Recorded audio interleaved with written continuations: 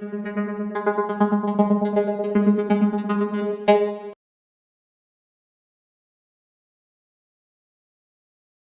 right, thank you very much. Can you hear me?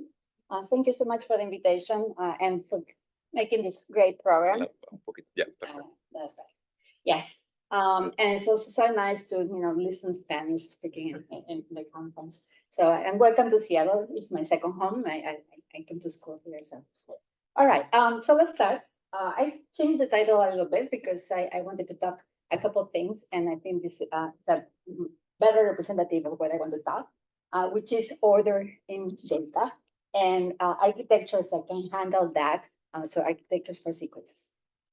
So before I start talking about the content, I need to really acknowledge that this work is done by the students. I am the old professor that says, let's try this, and they say, no, that doesn't work, and then they come back and fix it.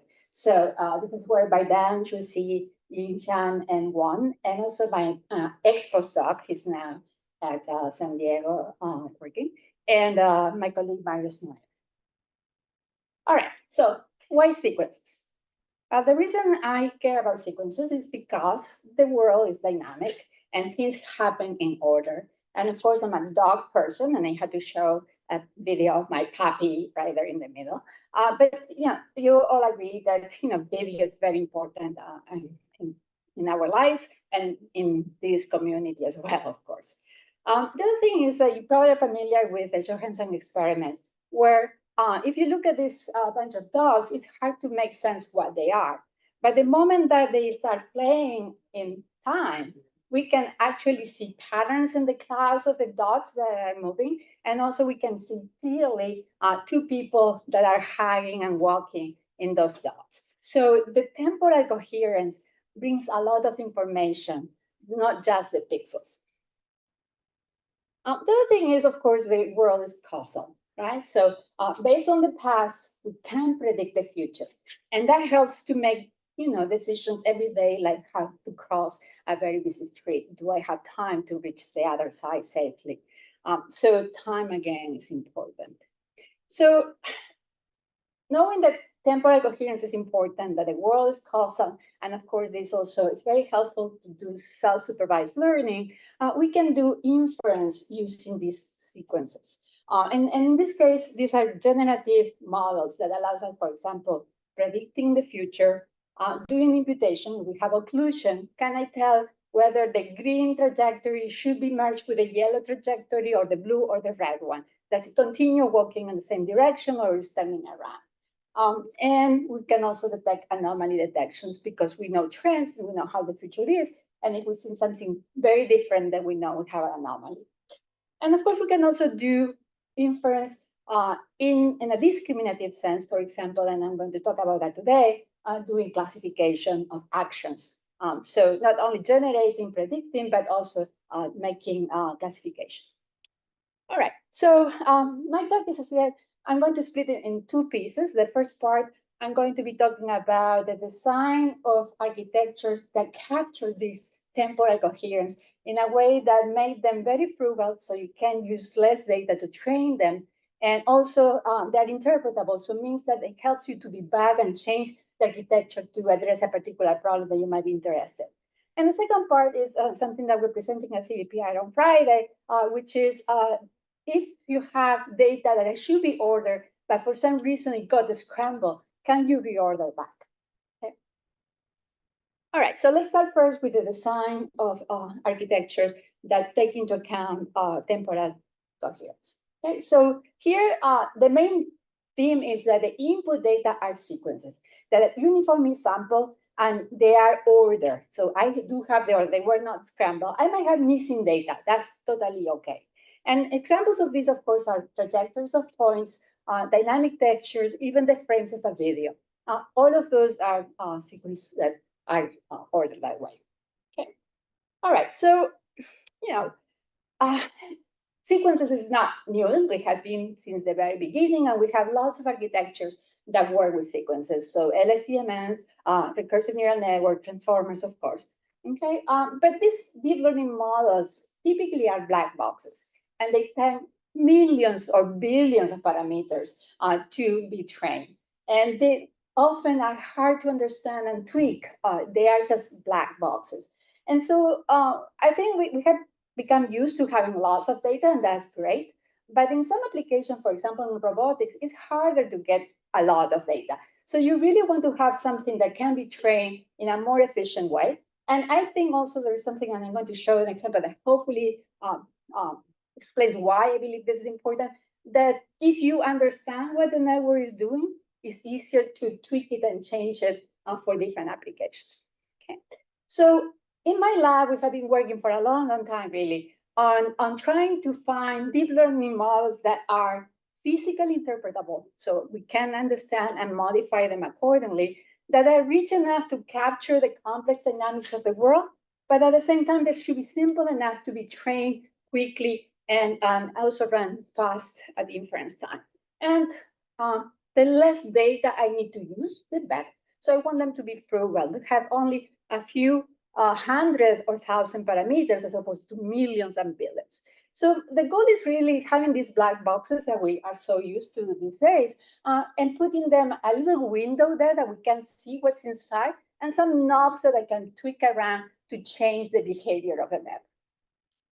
Okay, so the intuition of what we do is that we're going to take these temporal sequences, but instead of representing themselves by the samples, observations that we have, we're going to represent them by a dynamical system that created that signal. Okay, so I'm changing from the data, and my representation now is going to be the box that created that.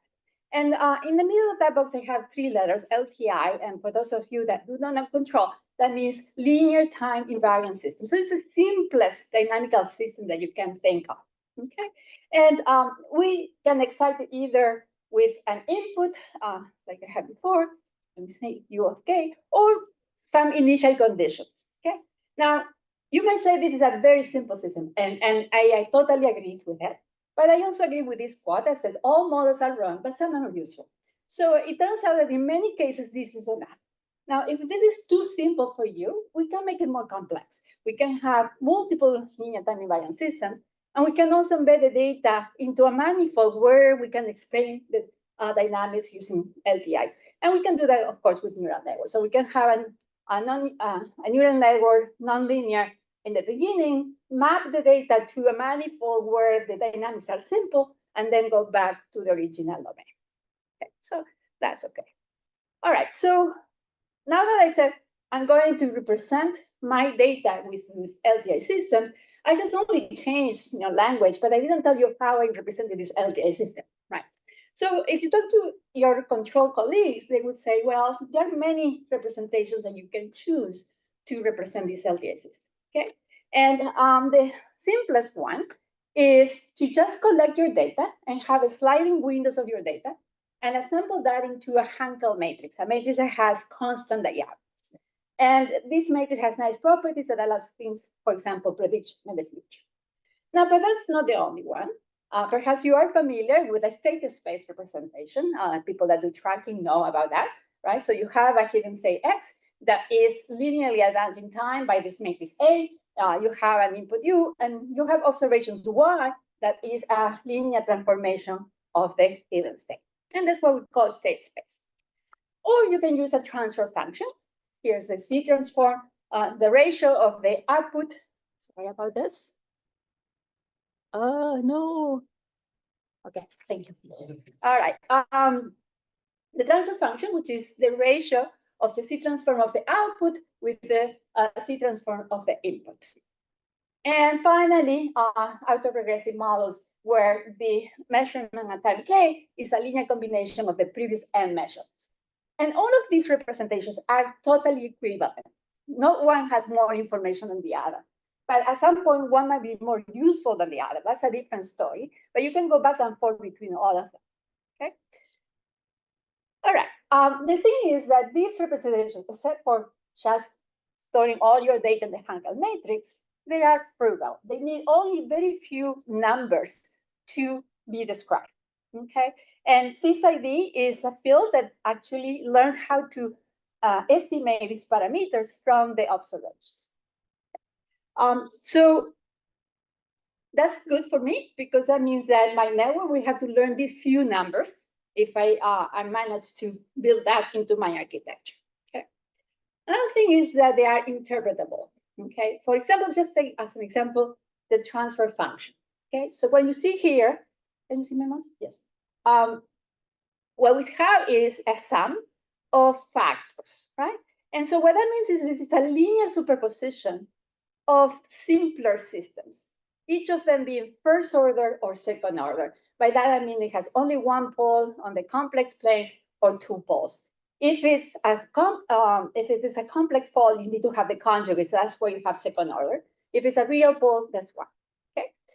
So in each of these simple systems, depending where the poles are in the complex plane, they have these different behaviors. So again, I have a basis that I can understand what are the components. Do I have a constant component? Do I have an exponential decreasing component added to my system?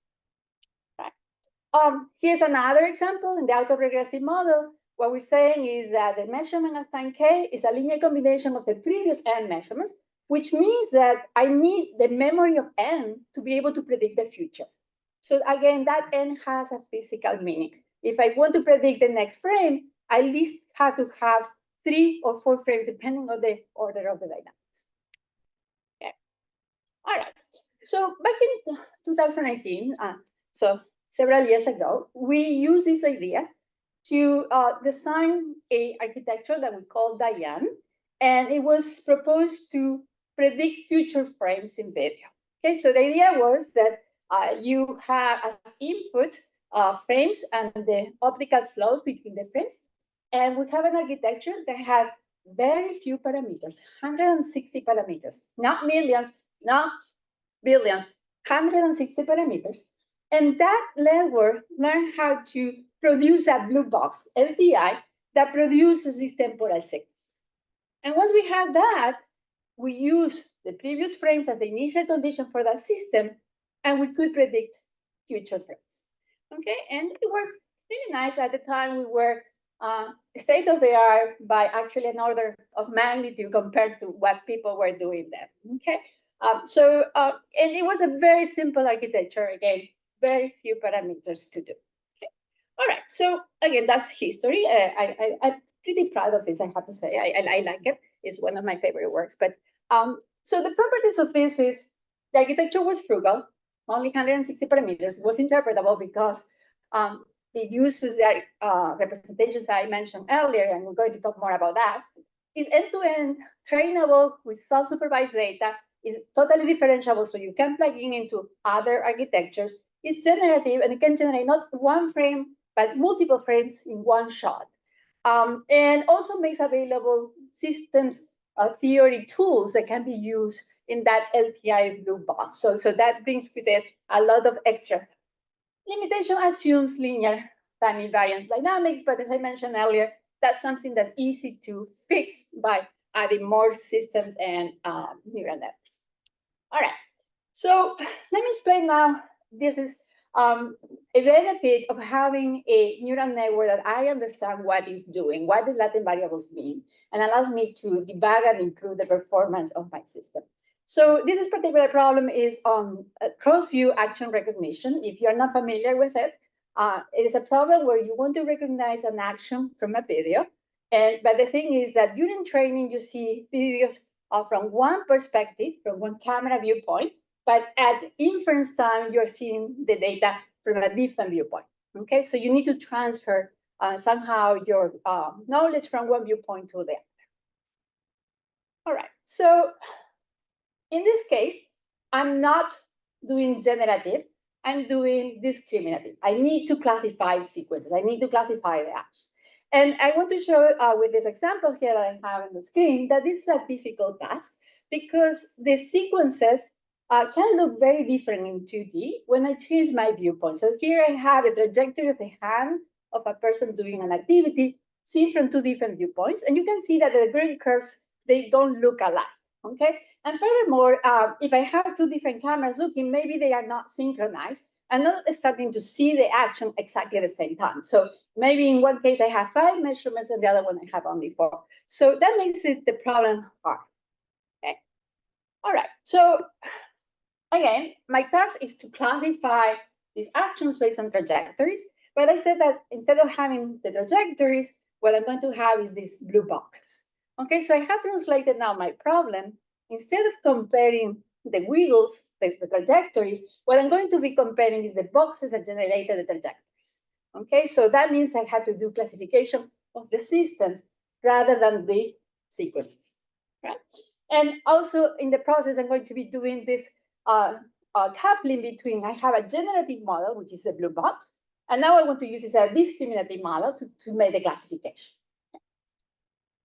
All right, so here is my naive approach to the problem, right? I have this really nice tool that, as I said, I'm really proud of it. It's one of the best works I think I have done.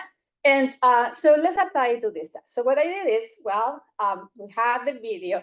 Let's simplify this. Looking at the Johansson experiments makes sense to use skeletons rather than all the pixels. So take off the shelf, open pose, build a video with the skeletons, use my Diane encoding and produce a system that will be able to predict future frames of this skeleton doing the action. But now, instead of doing prediction, what I'm going to do is feed the parameters of that system to a classifier, and the classifier will give me an action label. Okay, and this part is supervised. I have training data where I have the label of the action, picking an object or dropping an object on the floor in this case. All right, so we test that in one of the standards, actually many, but I'm going to show just one here, of the standards data set for this task, computer vision, the NUCLA data set that has 10 actions performed by 10 different actors from 3 different viewpoints. And the protocol is that you train in 2 and you do inference on the third one. Okay, so we ran this and we got 87.5%. Is that good? Well, I don't know. Let's look at the state of the art, right? And so back in 2020, the state of the art was 83.1%. Okay, so, we are better than that. If we were 2020, we would be state of the art. But in 2023, somebody did something more smart and got 91.7. So we're kind of in the middle. Okay, now, in my defense, this thing is just vanilla off the shelf. I'm not using anything about cross-view. These other papers are addressing the cross-view problem. And they use the full RGB, so they're not throwing any information. I only kept the skeleton. And they do things like render intermediate views to try to bridge the gap and use contrastive learning and all sorts of things. Okay, so I think we're not that bad. All right, but can we do better? And that's where the interpretability comes in. Okay, so let's look under the hood. What is my vanilla architecture doing? All right, so I started with the trajectories of the joints in 2D. So I have 2 coordinates per joint and across several frames. I passed that to my Diane encoder, which I haven't explained to you yet how it works. The Diane encoder, what it does is uses these atoms, first order and second order systems, okay, and have the response of those as columns of a dictionary. And the next thing is that these columns have a structure. If you look at it, the first row has all ones, which is power 0. The second row has the pole power 1. The third row has the pole power 2, and so forth. So it's a structured dictionary. So you can put as many rows as you want, because if you know the first and second row, then you know how to complete the matrix as big as you want. So in the rows, we have time, and across columns are the different atoms, the different systems. Okay. And it's a very wide dictionary. That is, you have many more poles than input data. Okay. So now this Diane works as an autoencoder. So in the encoder, what we have, and that's why we have so very few parameters, is an optimization layer that what it does is express the input data in terms of this dictionary with as few columns as possible. So it will create a sparse set of features, this C over here, which is a solution of this optimization problem. The first term over here is simply saying, explain my data with a dictionary. It should be a linear combination of the columns of the dictionary. And you want that error to be as small as possible. The second term, what it means is, well, let's use as few columns as needed, right? Because dynamics tend to be simple. Let's not overfit the data. Okay. All right, so once you have these sparse features, right? And then, by the way, this optimization problem can be solved with off-the-shelf algorithms like Vista, or it can be implemented actually as a neural network like LVista from John Lacour. Now, what I need is the decoder, and the decoder is even simpler. The decoder is only a multiplication that takes an extended dictionary, and remember, once I have the dictionary, I can grow more rows as needed. So I can add more time stamps in that and multiply that with the sparse feature C, and that should be able to recover the input data, and if I have more rows, even predict in the future. Okay. And how we train this? Self-supervision, right? What we want is we start with some random set of poles in the complex plane, and we measure the difference between the input data and the reconstruction or the prediction. And with that, we move the poles on the complex plane. So what we're learning here is a dictionary. That's the learn, okay? And it has less than 200 parameters. Each pole is just 2 parameters, magnitude and phase, okay? All right, so that's the end. Okay, so that's what is in here in my vanilla action classifier. Okay, so I dropped the decoder and just kept the encoder. I get these sparse features, and then I'm going to pass these sparse numbers to the classifier to give my action length. Okay, all right, so why didn't work as well as I was hoping? Okay, so let's look at this. So if my representation is good, and the encoder did a good job, I would like that the input data Y should be equal to the product of this dictionary that I learned my network times these sparse features. Okay? That's the representation of the linear system that is creating these data. So this should be true. But now let's say I look this action from a different viewpoint. Okay, and let's assume for now an affine camera, right? So that means I can multiply my observations by a matrix. And so if I multiply both sides of this equation by this matrix, obviously now what happens is that my coefficients cannot be the same. They have changed. It's obvious that these coefficients C are not invariant to rotations or scaling and so forth. So asking my classifier to be able to do a good job when I totally change my viewpoint is not fair. Okay. All right, so that's where the interpretability comes in. How can I fix this? Well, I can fix this because I know the meaning of this block here. I know what they are. Okay, and so let's look at invariance. Okay? I'm very old, and when I started in computer vision, we were really worried about the fact that we needed to do recognition no matter what. And we didn't have a ton of training data like we have today. Okay, so we wanted to find what was the essence. So the sunflowers are the same as sunflowers, the ones on the front and the ones on the back, then bigger and smaller, but they're still sunflower. A dog is a dog no matter the pose they have. And these two images of this hotel in Las Vegas is the same hotel, even though I'm looking from different viewpoints and different illumination, different time of the day. So that's invariant to all these changes. And a lot of smart people spend a lot of time and wrote books and papers on trying to find geometric ways of finding what does not change, even though when I change my viewpoint. Okay, and that was used as a cue for recognition. Okay, then in 2012, LXAI happened. ImageNet was there. And we sort of abandoned this idea of invariance, and we hope that our training data is so big that we will see all of these variations, and the network will learn from it. And if we don't have that, well, we put it, right? We do data augmentation to try to cover that. Okay. All right. In time domain, what's invariant is a little murky. But I hope you can agree with me that if I'm seeing these two videos, for example, on the bottom of a person doing an action, and they look very different, but it is the same person that is performing the same action. And the mechanical system, which is your bones, muscles, does not change. So that's invariant, that's intrinsic. And that's what I need to recognize. Okay.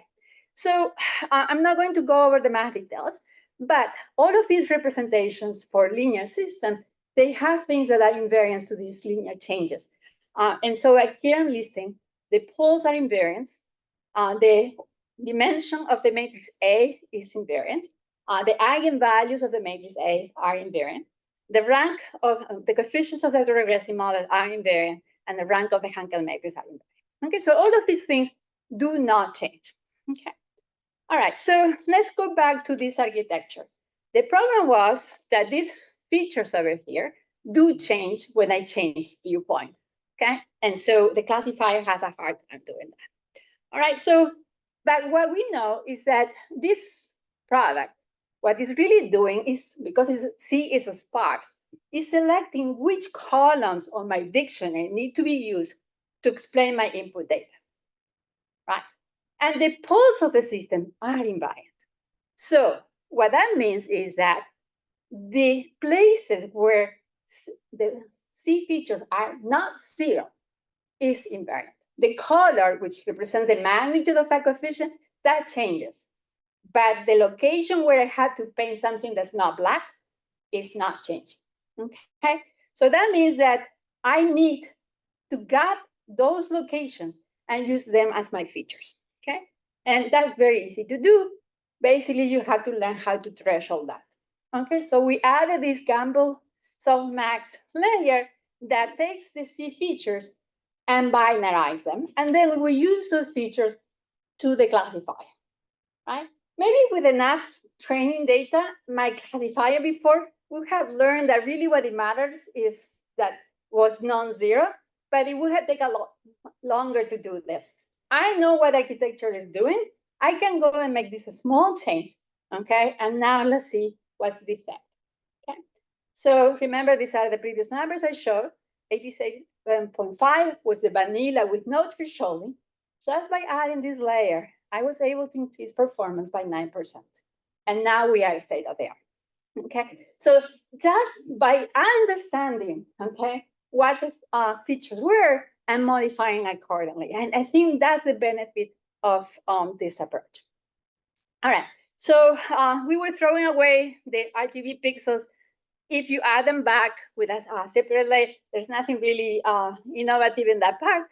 You actually boost performance all the way to 99.4%.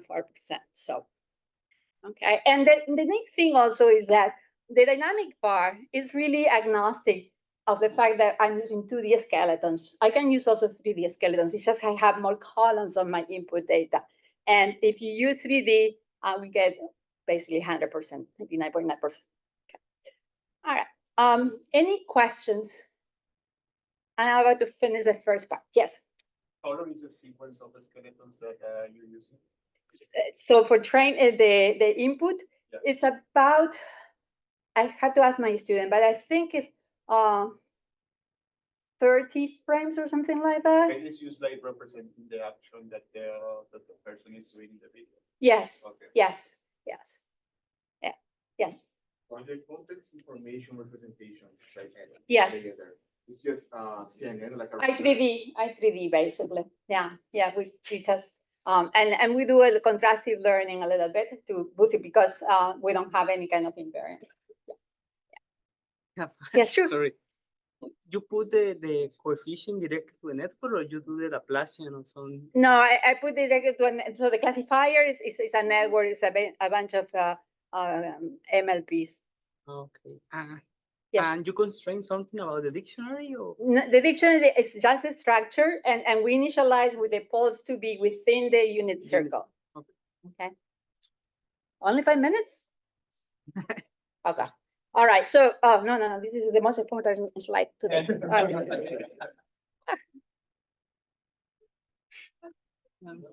How do I stop it? Yeah, I have questions in a minute, so that's not fair. Yeah. Okay. All right. So let me hide this again. That. You can use 10 and then 5 more minutes. Thank you. All right. So this is the second part.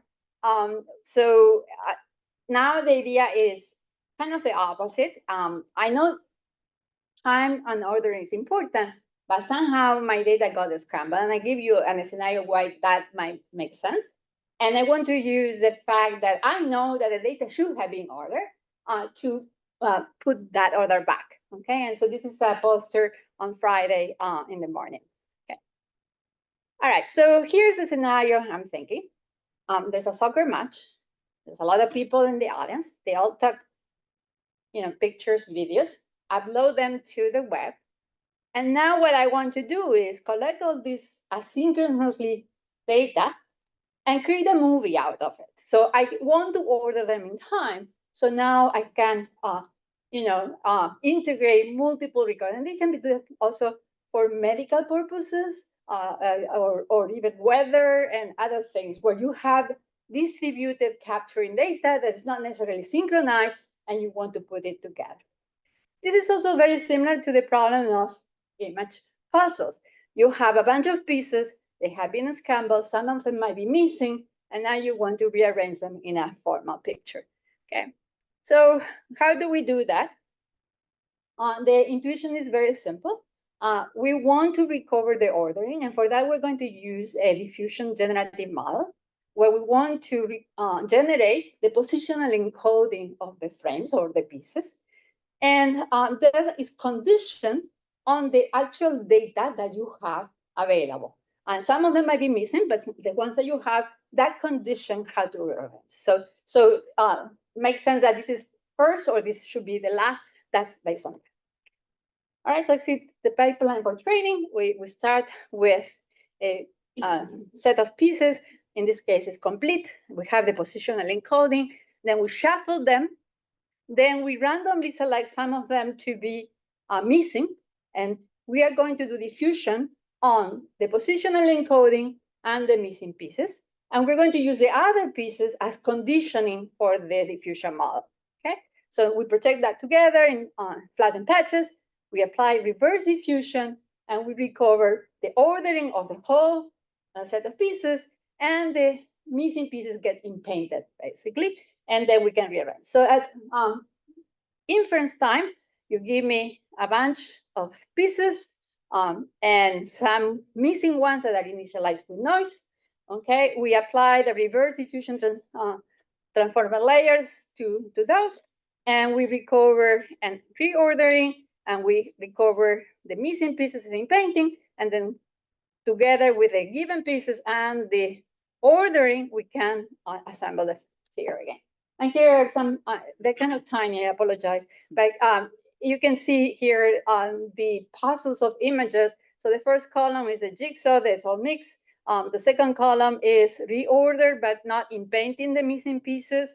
And the third one is within painting, and the last one is the original ground truth. And on the second half of this, what we have is that the pieces are actually missing boundaries. We have gaps, and we still can do it. But this is about sequences in time, and so we did that also with video. So you have here in the input, we have a scrambled video where the frames have been shuffling order, and some frames are missing. And in the middle, you see our recovery video. So you see the smooth trajectories. It looks natural, and it looks very similar to the actual ground truth. Okay, so take-home messages. 33 minutes, so not too bad. Sparse dynamics-based representations like the ones I showed earlier in the beginning of the talk are nice because they are compact, they're easy to interpret and explain, and it can be put into end-to-end design. So we did that for video prediction, and now we're doing it for cross-action recognition. They provide explainability and editing capabilities, as I just showed. The fact that we use invariance by design, I also think is important. Again, we have become now spoiled. We have lots of data, but yesterday I was at a workshop where we're talking about recording every second of your life so you can predict. And obviously you cannot handle that much data. So trying to compress things using this type of frugal models, I think is important.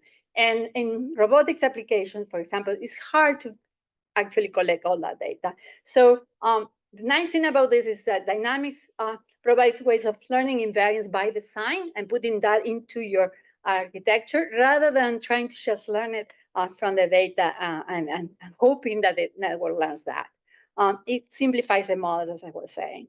And I'm repeating myself, reduces the amount of data and type that I need to train. For example, for the cross view, I can train with one viewpoint and I can recognize from the other viewpoint. I don't need to have data from both. Because they're really what they're using is a temporal ordering can be applied to different modalities, not just video. So anything that is ordered can be applied. Okay. And now for the last piece of the talk, well, this was a problem where we were trying to go from a set that is a jumble of frames, pieces of an image, and order them in a place. So it's set to sequences. And what we see there is that the ordering of the data is a very strong prior that allows you to recover the ordering back. And so I think, really the message is, temporal coherence, spatial coherence is a very important cue that should be used when it's available. With that, thank you. So in fact, actually, I didn't explicitly mention this in the slide for the second application. We are using here a transformer, especially because it's equivariance, right? So transformers are agnostic about the ordering of the data, and that's actually why you put in the positional encoding, so the transformer doesn't, doesn't get full for that. So depending on the setup, equivariance is a good thing. So here I'm using it actually, but in other cases, I prefer the invariance, something that, it does not change across different viewpoints, scaling, or other changes. It depends on what you are after or what's your application. Yes. Yes, please. Sorry. You have plenty of time, so please feel free to ask. I am curious because usually you need to learn the dictionary learning and the sparse coefficient. So the sparse coefficients are the output is the features at inference time. Yeah. So let me go back to the slides. But usually you say that need to be sparse. You Yes. try to impose during the training. Yes. So during training and inference. Because you say that you use FISTA, but FISTA you need to fix the dictionary, right? Right. So it's only for the inference? Or? No, let me see if I can go. Okay, so the way you train is you initialize your dictionary with some random points. So this box here, the encoder, runs FISTA with that dictionary. That will produce a set of sparse features because that's what FISTA does. It sparsifies the solution of that objective function that I have. I use the output of this FISTA and I multiply with my current dictionary to do a prediction. And now I compare my prediction with my input. If the prediction is not right, I use a gradient to go back and change the pulse location and run FISTA again, okay? And I keep doing that, okay? And FISTA is differentiable, that's what's nice, okay? So this layer is an optimization layer, but it can be, I can pass through my gradients. And so I can change the pulse. So that's training time. At inference time, now the poles are fixed, okay? But at running time, I will have to run FISTA here, okay? You run FISTA in each iteration of the training? In each iteration of the training, I had to run FISTA, so that makes it a little more expensive, okay? But because these matrices are small, it's not that terrible, okay? And then at inference time, I also need to run FISTA. And as I said, we use FISTA because it's convenient, but you can also, and I like the fact that I have very few parameters, but you can use LFISTA, which is a network that will increase the number of parameters of architecture, but not by much. And then you can just do it just basically by propagating through the network. Thank you. Yes. I have a question about the second part. Yes. I recently saw a paper that is like combining the mask outcome models with diffusion models to reconstruct the missing patches. How is this different for that? I guess it's just about the order because it's about the order. Yeah, so it does both things. So it paints, all right, yeah. But also it doesn't know where they go to have the ordering together. Okay, and so that is what makes different. And many years ago, we did have, before deep learning, we addressed this problem. And we used tools very similar to the ones that we're using in Diane, where we were using the dynamics. And we were able to actually recover the ordering by imposing that the dynamics explaining the data was the lowest order possible, okay? And we were very happy with that, and we wanted to do now this problem with missing data. And I really like explainability, so I really wanted to do it the other way. We couldn't, okay? And so that's why we went to diffusion. And now we can do both. We can learn the encoding of the position and the embedding. Is the encoder learning like better features that use doing the normal Mascalco encoded with diffusion? That's what we hope. We haven't. This is very fresh. We are working on that. We are hoping not so much for the images, but for video it's going to be much more important because the thing is in the ordering we really are focusing on how you put things together, right? But not so much about the object type or thing. So I don't think we will beat mask diffusion models for learning features for object recognition. But I think for video, it could be good. And another application I didn't mention besides the crowd sequencing is, for example, if you have low temporal resolution videos and you want to do high res time, right? So you can infill, and it doesn't have to be, again, equally spaced. So you can have slower and faster and slower, and you can fit in with this approach. And we have it for that. We know it works. Yes. Do any error analysis to see where the system breaks down and why? So for example, is it because of the number of tools?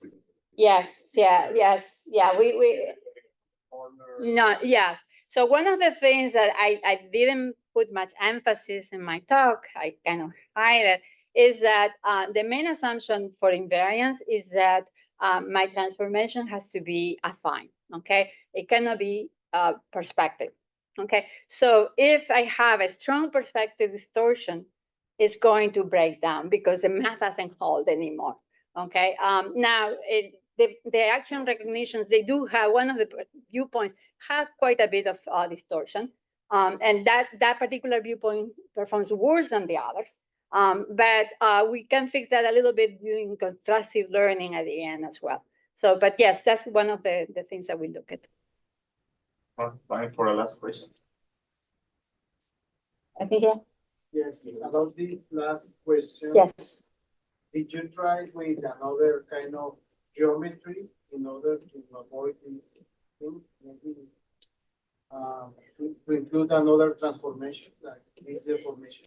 So the thing is, the main thing I'm using, the main tool is linear dynamical systems. And so that's why linear goes well with linear, right? So when I do a linear combination of things, it's still things called true.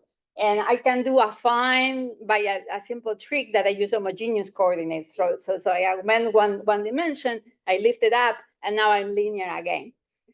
If I go to perspective, that is harder. We started looking at there are some things that we can still do. And the thing is, the math becomes more complicated. And so, yes, the answer is yes, but I don't have anything to show. Thank you. Thank you. Let's thank Octavia again. Thank so much. you.